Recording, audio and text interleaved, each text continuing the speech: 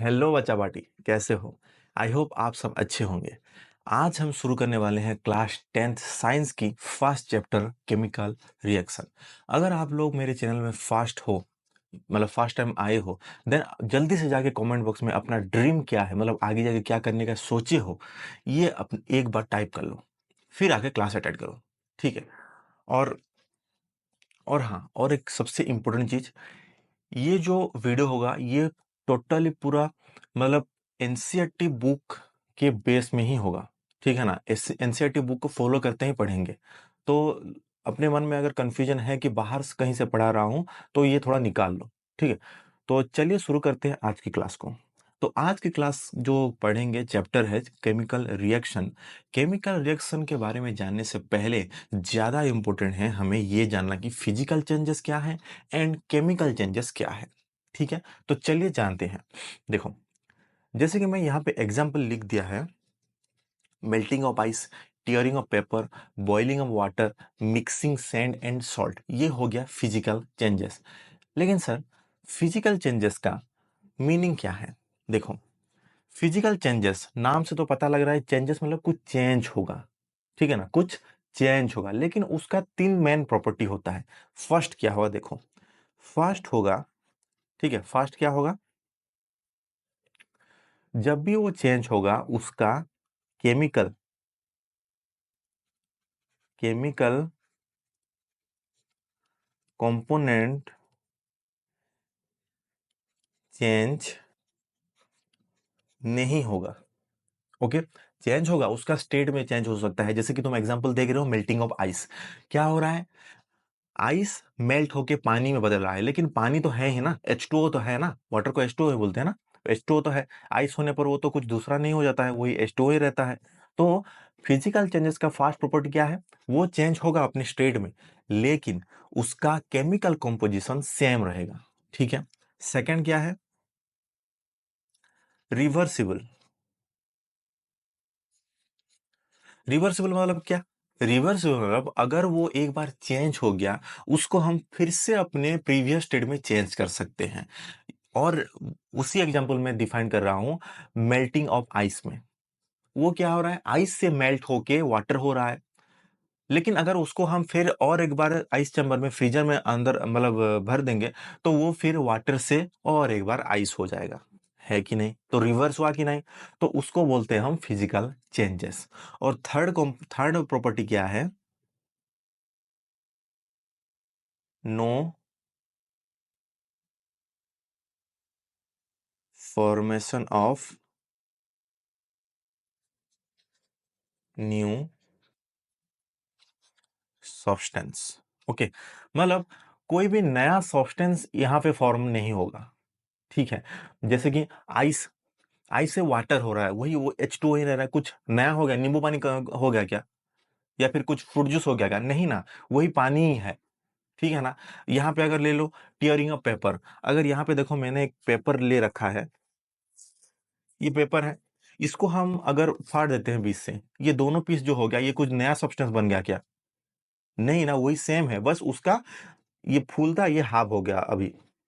ठीक है ना? लेकिन वही पेपर ही तो बचा हुआ है ना, कुछ नया सब्सटेंस बना नहीं। तो इसमें क्या हुआ? फिजिकल चेंजेस हुआ।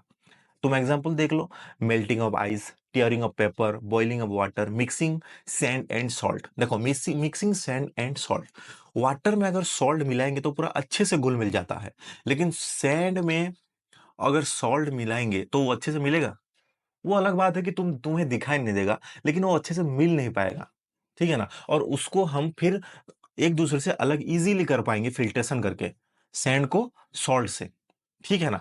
तो इसीलिए ये भी हो गया एक फिजिकल चेंजेस। ओके, समझ में आ गया ये तीन प्रॉपर्टी। अभी आ गया क्या? Chemical changes. केमिकल चेंजेस क्या होगा? इसका उल्टा होगा। कैसे? फर्स्ट फर्स्ट में क्या होगा? केमिकल कंपोनेंट चेंज होगा। क्लियर? सेकंड क्या होगा? रिवर्सिबल होगा क्या? ये नॉन रिवर्सिबल। ठीक है? अगर रिवर्सिबल होगा भी ना, उसको अलग करने में बहुत दिक्कत होगा। कुछ रेयर ही ऐसा केमिकल कॉम्पोजिशन है जिसको हम रिवर्सिबल की तरह मानते हैं, तो इसी वजह से मैंने लिख दिया non reversible. All okay. Next क्या हो गया? Third, form new substance. ठीक है, form new substance. Okay. Chemical में क्या, केमिकल चेंजेस में क्या होता है? न्यू सब्सटेंस को फॉर्म करता है, जैसे कि बर्निंग ऑफ ऊट हो गया। जलने के बाद वो क्या, लकड़ी को फिर से कन्वर्ट कर पाओगे? अगर ये कागज को मैंने जला दिया, बर्न कर लिया, तो ये क्या हो जाएगा? राग में राग हो, मतलब वो एसेस हो जाएगा। होगा कि नहीं? इसको फिर से अगर पेपर में कन्वर्ट कर पाओगे क्या जलने के बाद? नहीं ना। तो नॉन रिवर्सिबल हुआ, तो ये हो गया chemical changes. Okay. Rusting of iron, जो आयरन वगैरह में जंग लग जाता है वो होता है rusting of iron. Baking of cake, cooking egg, egg को अगर बॉयल करने के बाद जो चेंजेस आता है उसको फिर रिवर्सिबल करके नॉर्मल एग बना सकते हो? नहीं ना। तो इसीलिए हो गया ये केमिकल चेंजेस। अभी समझ में आ गया फिजिकल चेंजेस क्या होता है, केमिकल चेंजेस क्या होता है? फिजिकल चेंजेस में मुझे एक देख के बोलो, देखो इधर देखो, वीडियो वीडियो वीडियो, इधर देख इधर देख। फिजिकल चेंजेस में कि फर्स्ट क्या होगा? केमिकल कंपोनेंट चेंज नहीं होगा। सेकंड क्या होगा? रिवर्सिबल होगा। थर्ड क्या होगा? कुछ नया सब्सटेंस नहीं बनेगा, वही का वही रहेगा। ठीक है। ओरिजिनल में जो भी था मिलने के बाद भी वही सब्सटेंस रहेगा, जैसे कि सॉल्ट एंड सैंड, वो प्रीवियसली क्या थे? सॉल्ट एंड सैंड ही थे। मिलने के बाद भी वही सॉल्ट एंड सैंड ही है, क्योंकि वो दोनों अच्छे से मिल नहीं पा रहे। ओके। केमिकल चेंज में क्या होता है? केमिकल कंपोनेंट चेंज हो जाता है, रिवर्सिबल नहीं होता है। अगर भी कोई अगर रिएक्शन या फिर केमिकल चेंजेस रिवर्सिबल होता है, उसको फिर प्रीवियस स्टेट में लाने के लिए बहुत दिक्कत होता है। ठीक है। और थर्ड क्या हो गया? इसमें कुछ नया सब्सटेंस बनता है, जैसे कि हम पेपर को जलाने के बाद बनता है, उसको हम रिवर्सिबल नहीं कर सकते, रिटर्न नहीं कर सकते प्रीवियस स्टेट में। ठीक है ना? ऐसा होता ना तो बाहर जो भी जला हुआ चीज होता उसको फिर प्रीवियस स्टेट में कन्वर्ट कर लेते। ठीक है। तो अभी हो गया हमारा physical changes and chemical changes. अभी जाते हैं हम केमिकल रिएक्शन में। केमिकल रिएक्शन में क्या होता है? केमिकल रिएक्शन मतलब क्या होता है? एक या उससे ज्यादा सब्सटेंस मिल के जब एक नया सब्सटेंस डिफरेंट प्रॉपर्टी का प्रोड्यूस करेंगे, देखो लिख रखा है एंटाइटल डिफरेंट प्रॉपर्टी। जब एक से ज्यादा सब्सटेंस मिलके कुछ डिफरेंट प्रॉपर्टी प्रोड्यूस करेंगे, देन उसको बोलते हैं केमिकल रिएक्शन। लाइक अगर मैं एक एग्जांपल लेता हूं, Na प्लस H2O गिव्स क्या होगा? NaOH plus H2। ठीक है ना? इसको हम अगर टू है ऑक्सीजन जीरो, हाइड्रोजन यहाँ पे 3 है ना, इसको बैलेंस करने के लिए यहाँ पे मैं 2 मल्टीप्लाई कर दिया, यहाँ पे 2 मल्टीप्लाई कर दिया, 2 हो गया। अभी 4 हो गया ना, 2। अच्छा बैलेंस हो गया, अभी बैलेंस हो गया। तो ये हो गया हमारा केमिकल रिएक्शन। देखो सोडियम, 2 सोडियम, Na सोडियम होता है ना, 2 सोडियम एंड 2 वाटर का मॉलिक्यूल मिला के 2 NaOH, उसके साथ हाइड्रोजन गैस निकालते हैं जो कि बाहर निकलेगा। गैस निकल, ये है गैस, जो कि गैस है ना तो बाहर निकल जाएगा। ठीक है। क्या हुआ इसमें केमिकल रिएक्शन में? दो सब्सटेंस या फिर दो केमिकल कंपाउंड जैसे कि Na सोडियम एंड H2O मिला के NaOH फॉर्म किए, और इस रिएक्शन में ये जो लेफ्ट हैंड साइड में है इसको बोलते हैं हम रिएक्टेंट। ठीक है ना? और ये जो राइट हैंड साइड में फॉर्म हो रहा है इसको बोलते हैं प्रोडक्ट। ओके।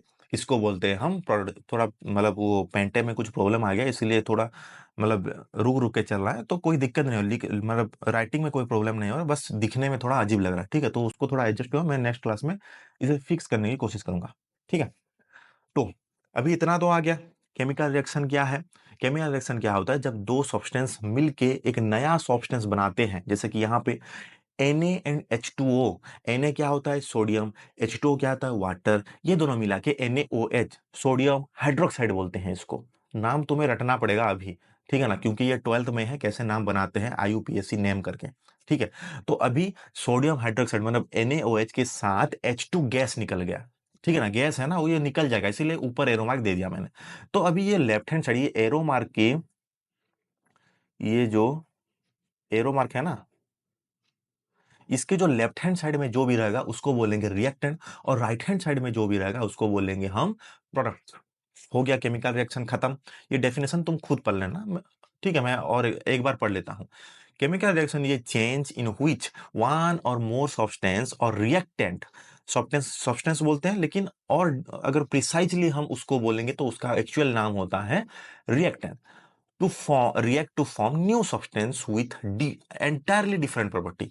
ये जो निकला है, ये जो NaOH निकला है ना, इन दोनों से पूरा एंटायरली डिफरेंट प्रॉपर्टी का होगा, एंटायरली डिफरेंट प्रॉपर्टी का होगा, याद रखना, ठीक है। अभी आ जाओ आइडेंटिफिकेशन ऑफ केमिकल रिएक्शन। क्या क्या होता है केमिकल रिएक्शन होने से, क्या होता है? स्टेट ऑफ चेंज होता है, स्टेट ऑफ चेंज बोल दिया क्या यार, sorry sorry, change in state होता है, एक्सट्रीमली सॉरी। जैसे कि यहाँ पे देख रहे हो डायग्राम पे, आयरन एक रस्ट रस्ट हो गया है, ठीक है ना, आयरन क्या होता है, रस्ट हो गया है, ये हो गया उसका स्टेट में चेंज हो गया, ठीक है। इसमें क्या होता है, चेंज इन कॉलर होता है, कॉलर में चेंजेस आता है कि नहीं, जब पानी में कुछ वो जो रसना वगैरह आता है या फिर ग्लूकोन डी वगैरह आता है ना, मिला देने पे क्या होता है, कॉलर में चेंज हो जाता है, ठीक है। पानी पूरा क्लियर रहता है, उसमें नमक या फिर कुछ नींबू नींबू निचोड़ लो या फिर कुछ ग्लूकोन ग्लूकोन डी वगैरह मिला दो तो उसका कॉलर में चेंजेस आता है कि नहीं, थोड़ा स्लाइड चेंज आता है ना, तो उसको भी बोलते हैं हम, वो भी इंक्लूड होता है केमिकल चेंजेस में।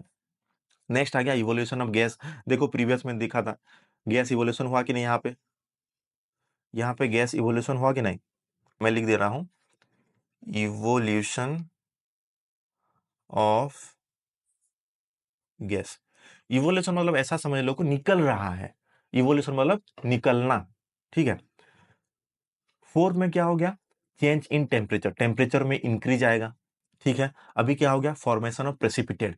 प्रेसिपिटेट मतलब क्या है, देखो डायग्राम में शो हो रहा है, देखो अगर हम पानी में अगर रेत मतलब सेंड डाल दे, पानी में सेंड मिला दे तो वो मिल जाएगा क्या अच्छे से, नहीं मिलेगा, वो क्या होगा, नीचे बैठ जाएगा।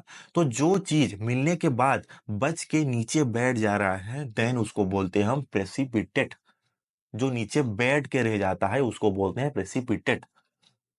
ओके, जैसे कि तुम एक नए नए स्कूल में गए हो, तो उसमें तुम्हारे लिए सारे फ्रेंड नए होंगे, तो उनके साथ अच्छे से घुल मिल पाओगे क्या, नहीं, तुम थोड़ा अकेले अकेले रहने रहने लगोगे। कुछ टाइम के बाद मिल जाओगे, लेकिन पहले पहले एक दो दिन के लिए क्या अकेले रहोगे, तो तुम हो प्रेसिपिटेट, सबसे अलग हो गए, नीचे बैठ गए या फिर पीछे रह गए, वो हो गया प्रेसिपिटेट। तो केमिस्ट्री में अगर हम समझे तो क्या होगा, किसी भी दो चीज को हम मिला रहे हैं, अगर मिलने के बाद जो चीज नीचे बैठ के रह जा रहा है उसको बोलते हैं हम प्रेसिपिटेट। जैसे कि तुम नदी में जाते हो तो नीचे रेत बैठ के रहता है कि नहीं, अगर स्टील वाटर है तो वो क्या होता है, स्टील वाटर में रेत प्रेसिपिटेट होके रह गया है। या फिर पानी में नींबू निचोड़ो तो उसका जो बीज रहता है, नींबू का सीड जो रहता है, वो पानी में मिलता है, नहीं मिलता है, वो नीचे बैठ के रह जाता है, उसको बोलते हैं प्रेसिपिटेट। ओके, नीचे जो बच के रह जाता है, यहाँ पे देखो ये जो डायग्राम है, ये क्या है, ये बच के रह गया है, इसको बोलते हैं हम प्रेसिपिटेट। ऑल ओके, आइडेंटिफिकेशन भी हो गया। अब चलते हैं क्या, केमिकल इक्वेशन में। केमिकल इक्वेशन क्या है, जिसको हम सिंबलिकली रिप्रेजेंट करके लिख सकते हैं। जैसे कि मैं एक तुम्हारे बुक में एक एग्जांपल है, जैसे कि मैं लिख देता हूं, methane plus oxygen gives carbon dioxide plus water. देखो, मीथेन प्लस ऑक्सीजन गिव्स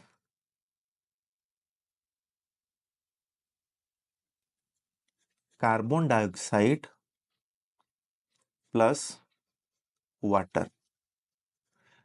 ये हो गया क्या केमिकल इक्वेशन, नहीं, इसको बोलते हैं तुम्हारी बुक के रेस्पेक्ट में, ये हो गया तुम्हारा वार्ड इक्वेशन, वार्ड इक्वेशन।